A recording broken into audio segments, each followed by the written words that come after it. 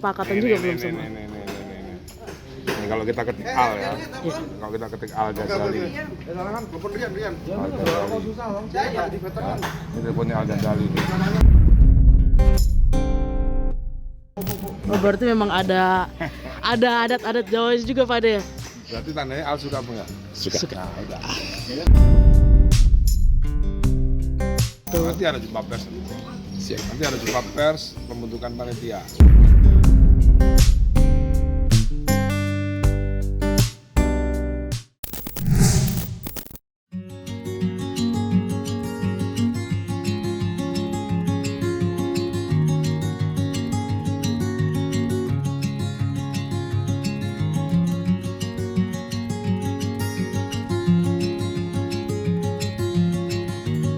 Bagai sudah di depan mata, gelaran akbar pernikahan selebritis Al Ghazali dan Alisa Daguze disebut-sebut akan segera tiba. Berdasarkan kabar yang berhembus kencang, hari besar itu akan diselenggarakan pada bulan Juni tahun 2025 mendatang. Sontak saja, kabar itu pun ramai dibicarakan oleh masyarakat, khususnya tentang campur tangan ayahanda Al Ghazali, yakni musisi legendaris Ahmad Dhani, dalam perencanaan pernikahan yang disebut-sebut sudah rampung 70% itu. Pasalnya, Ahmad Dhani diduga-duga terlalu dominan dalam proses perencanaan acara. Dan yang paling mencolok perhatian, Dhani dikabarkan akan menggodok acara ini lekat dengan adat Jawa. Bahkan ia sampai memboyong Al Ghazali ke sana beberapa waktu yang lalu. Lantas, seperti apakah Ahmad Dhani menanggapi isu tersebut? Juga belum semua. Ini kalau kita ketik Al ya, kalau kita ketik Al Ghazali. Ini teleponnya Al Ghazali. Ya. Betul. Iya.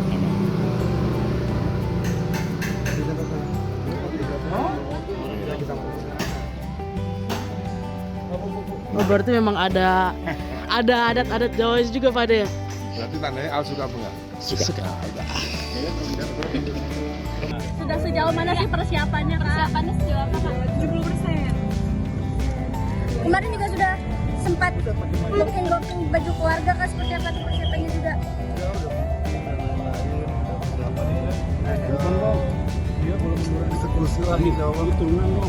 Doain semuanya sama lancar. Nanti ada jumpa pers. Nanti ada jumpa pers pembentukan panitia. Ya semua. Deg-degan juga Kak melepas anak pertamanya gitu. Udah berapa persen? Udah persiapannya mungkin 70% lah ya kayaknya. Kata Pak Ade mau ada ini pernikahan akbar. Pernikahan Al bukan Al Akbar. Maksudnya pernikahannya Oh iya. wah gitu. Ya mungkin ya karena anak pertamanya ayah juga, anak pertamanya bunda juga.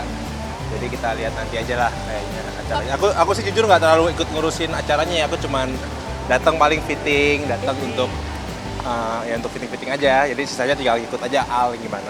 Ya kalau untuk ya kita kidding bercanda-bercanda lapangan bolanya mah sambil ngobrolin soal personal ya itu sih paling maksudnya welcome to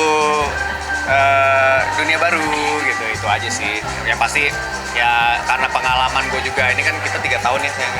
Ya pasti kan hubungan itu kan udah pasti ya kalian juga yang udah nikah pasti kan ngalamin juga, pasti akan justru ini tuh new beginning gitu loh.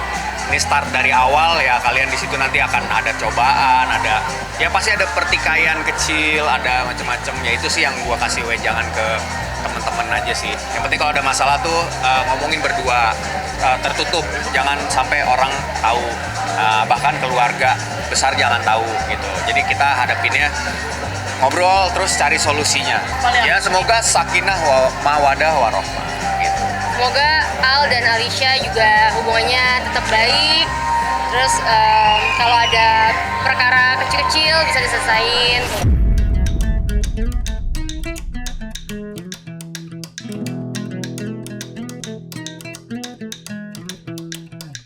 Rencana pernikahan Al Ghazali memang menyedot perhatian banyak orang, mengingat masih banyak pertanyaan-pertanyaan yang belum terjawabkan hingga sampai saat ini. Contohnya terkait konsep acara pernikahan mereka. Seperti diketahui, Al dan Alisa beberapa kali sempat membeberkan bila mereka sangat mengidam-idamkan intimate wedding alias pernikahan yang tertutup. Namun di lain sisi, ayahanda Al menyebut bila hal itu sulit untuk terrealisasi, mengingat banyak tamu undangan yang berniat untuk hadir memeriahkan hari besar mereka. Belum lagi ada pula spekulasi tentang potensi Maya Estianty akan absen di acara resepsi. Ya, walaupun sudah terancang rapi sebesar 70%, nyatanya masih banyak aspek-aspek yang seakan tarik ulur. Lantas, seperti apakah penjelasan Ahmad Dhani? Hal itu ada tiga event. Ada tiga event. Siraman, akad resepsi, dan ngunduh mantu. Yang akad kan dari keluarganya Alisa. Temanya itu lebih ke Japanese Royal Wedding. Jadi kita mau melestarikan budaya Jawa itu seperti apa gitu. Jadi seperti lebih ke peristiwa budaya daripada peristiwa pernikahan resepsi. Karena kan siramannya udah, akadnya udah. Nah, di resepsi ngunduh mantu ini lebih santai kan, lebih kepada sesuatu yang ingin kita maknai lah. Berapa persen? Rasanya sih udah plot gedung sih udah sih. Udah nyebar berapa undangan? Nggak akan ada undangan karena undangannya sedikit, karena yang saya Mas Irwan sama bapaknya Alisa adain mungkin intimate wedding. Jadi mungkin teman-temannya sangat tersortir dan itu nggak bisa semua orang bisa masuk, semua pakai barcode dan itu intimate wedding. Gitu. Kenapa memutuskan? Pengantinnya yang mau. Jadi aku nih sebagai orang tua cuman mensupport apa maunya anak-anaknya, maunya intimate wedding ya aku support ya, karena aku sebagai ibu tidak memaksakan bentuk pernikahan seperti apa. Aku cuma mensupport apapun yang mereka mau, wedding dreamnya seperti apa itu Al sama Alisa yang menentukan. Kita cuma jadi sponsor aja. Intimate wedding itu gini ya, ini ngomongin bukan pernikahan Alisa sama Al bukan kapasitas saya menjelaskan karena yang tahu mereka ya. Tapi kalau intimate wedding itu enaknya apa? Yang datang kita kenal banget, bukan orang lain yang kita tiba-tiba ini datang siapa ya, ini nggak kenal ya, terus halamannya ribuan, capek ya kan. Jadi kalau intimate wedding tuh enaknya yang datang adalah benar-benar saudara, terus benar-benar kita kenal banget, terus nggak rese gitu. Jadi kalau yang intimate wedding tuh enaknya lebih namanya apa ya, pernikahan bule kali ya. Orang bule kan kebanyakan gitu ya, jadi lebih sakral aja, lebih nggak harus berbasa-basinya tuh nggak harus banyak basa-basi lah karena udah pada kenal di situ. Oh iya dong. Meriahnya gimana? Awalnya dia cuma mengundang 300 orang gitu kan. Saya bilang mana mungkin 300 orang kan. Kolega banyak. Iya, anggota DPR aja ada 500 ya kan. Belum menteri-menteri ya kan. Belum artis-artis main band kan. Jadi nggak mungkin kayak kalau 300 orang. Makanya harus dibuat 2 hari. Satunya yang cuma 300 orang, satunya lagi yang lebih banyak lagi. Nah, kita sedang mempersiapkan I.O. dan semuanya lah untuk yang hari kedua. Adat dong. Berarti ada Adat Jawa. Ya. Yang pasti udah disiapin, tapi seperti apa aku nggak mau menceritakan karena memang itu biar Al sama Alisa sendiri nanti akan menceritakan sendiri di YouTube-nya lah.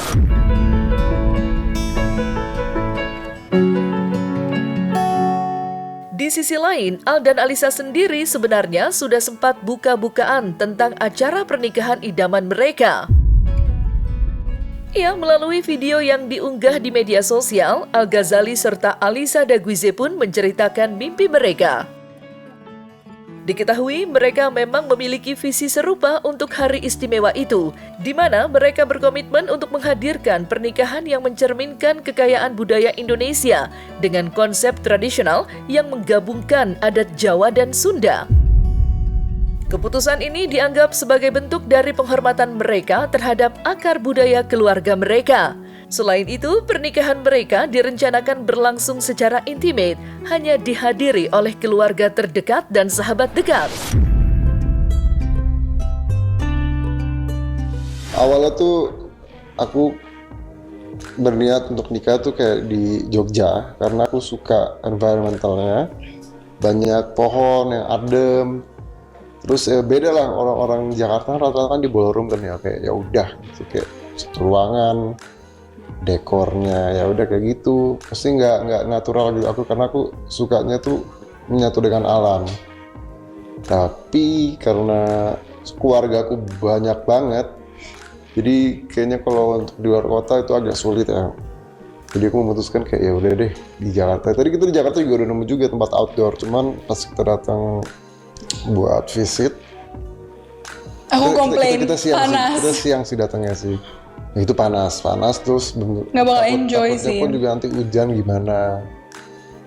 Dan ya sudah akhirnya memilih kita untuk di salah satu ballroom. Is outdoor, intimate, itu yang orang mungkin mau tahu. Kita very intimate people. My family is very private, as you know. Kita nggak begitu social media for my family side. Jadi aku emang dari awal pengennya intimate, dan Al juga respect itu karena dia juga pengennya intimate juga, yang gak rame banget, with people that we love, our family, and Lebih ke introvert sih, introvert. dan dia introvert. Ya, pasti orang tahu kamu introvert. Konsepnya kalau aku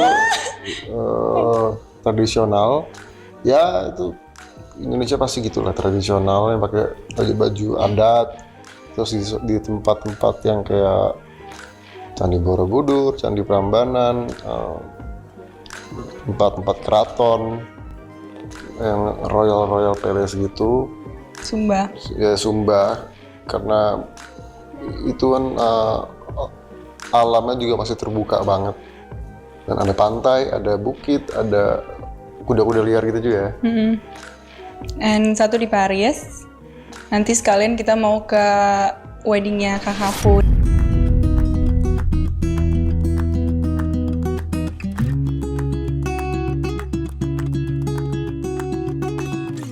Al-Ghazali dan Alisa Daguize diketahui sudah bertahun-tahun menjalani kisah romansa bersama. Sebuah perjalanan cinta yang sudah puas mengalami turun dan naik. Mulai dari sorotan tentang perbedaan usia hingga fakta bahwa hubungan ini sempat terhenti di tengah jalan. Akan tetapi, walaupun sempat berpisah sementara, Al dan Alisa menemukan kembali jalan kepelukan satu sama lain. Dan tinggal selangkah lagi, Al dan Alisa akan meresmikan hubungan mereka di mata negara dan agama. Lantas mungkinkah saat ini Al dan Alisa sudah benar-benar matang memilih keputusan untuk menikah?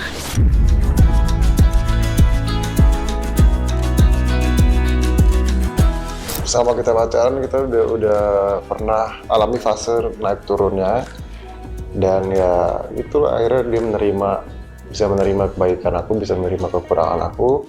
By time lama-lama dia bisa mengerti, akhirnya aku sebagai cowok kayak, wah dia bisa mengerti nih. Akhirnya kan kalau dia udah ngerti kan, kalau aku ngelakuin hal itu lagi kan gak enak gitu ya. Jadi kayak malu. Akhirnya ya udah, akhirnya memperbaiki itu.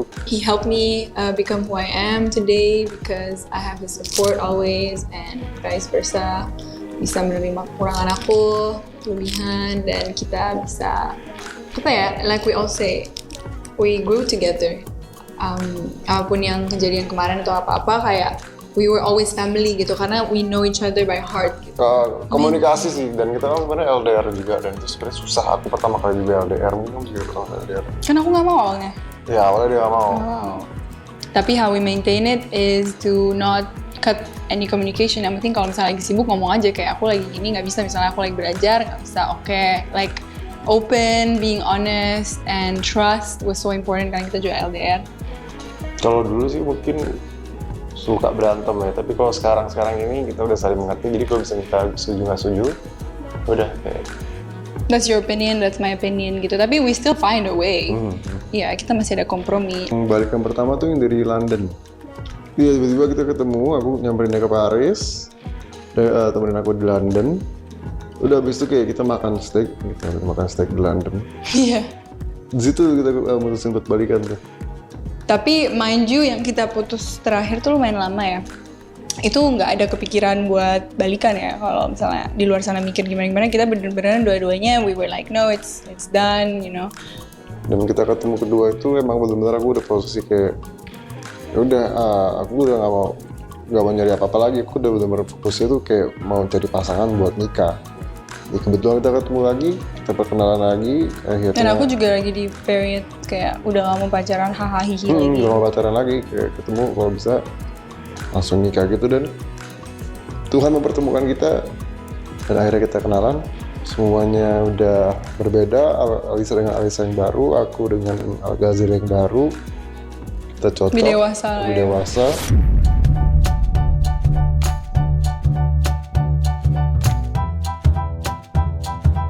Menariknya, kebahagiaan yang melimpah nampak sedang menyelimuti hati Ahmad Dhani. Ia selain karena sang putra sulung sebentar lagi akan melepaskan masa lajangnya, sang musisi legendaris juga baru saja merayakan hari jadinya yang ke-53 pada tanggal 26 Mei 2025 kemarin. Sontak saja, media sosial pun ramai diwarnai ucapan selamat ulang tahun dari para rekan sejawat. Seolah tak ingin ketinggalan, putra-putra Ahmad Dhani pun ikut mengirimkan hadiah ke kediaman sang ayah. Dul dan kekasihnya, yakni Tisa Biani, kedapatan mengirim nasi tumpeng untuk Dhani. Begitu pula dengan El Rumi, ia dan kekasihnya, yakni Syifa Haju, mengirimkan sebuah kue ulang tahun untuk Ahmad Dhani.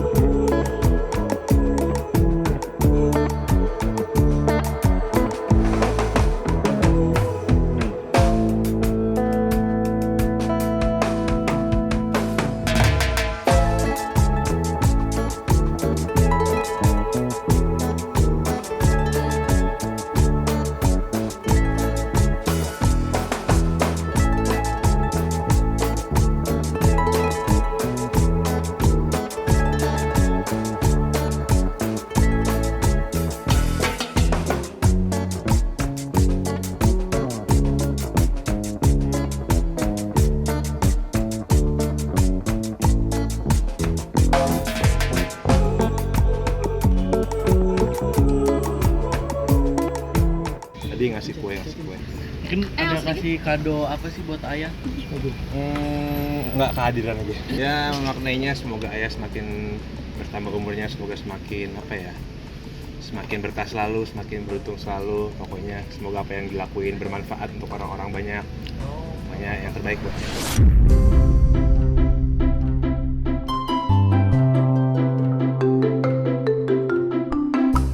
Nah, selesai sudah Cumi Lovers. Saksikan terus Cumi Camp In Depth, kabar lengkap, mendalam, dan akurat dari narasumber terpercaya. Dan jangan lupa untuk like, subscribe, dan juga share channel YouTube Cumi Cumi.